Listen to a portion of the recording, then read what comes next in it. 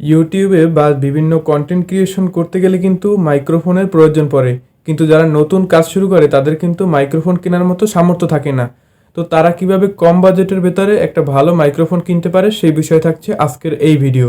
তো ভিডিওটি না টেনে সম্পূর্ণ দেখতে থাকুন।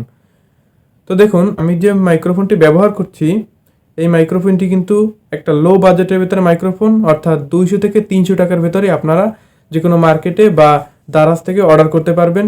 তো মাইক্রোফোনের ভয়েস কোয়ালিটি কীরকমের সেটা আপনারা দেখতেই পাচ্ছেন। তো এইটা কিন্তু এখন আমি আনবক্সিং করে দেখাবো।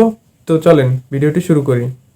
তো এই হচ্ছে সেই মাইক্রোফোন বক্স, এবং এখন এখান থেকে বের করব। দেখতে পাচ্ছেন এখানে কত সুন্দর একটা প্যাকেট দিছে। দেখি ভেতরে কি আছে। এই তো ভেতরে শুধুমাত্র একটা প্যাকেট, আর প্যাকেটে আর কিছুই নাই।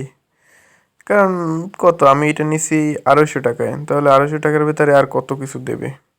তো এখানে দিছে কি একটা পিন, ও পিন সহ আর কি, আর আরেকটা দিচ্ছে যে মাইক আর কিছু তার। তো এখন খুলে দেখি তারটা ঠিক কতটুকু হয়। 5-6 ফুটের মতো হইতে পারে। হ্যাঁ, মোটামুটি ভালোই বড়। তো যারা স্ট্যান্ডে রেখে ইউটিউবিং করবেন তাদের জন্য এটা পারফেক্ট হতে পারে, বা যারা অডিও রেকর্ড করবেন তাদের জন্য হতে পারে। কিন্তু বয়ার মতো অনেক বড় তার দেয় নাই। তো বক্সটা দেখতে পাচ্ছেন যে কীরকমের।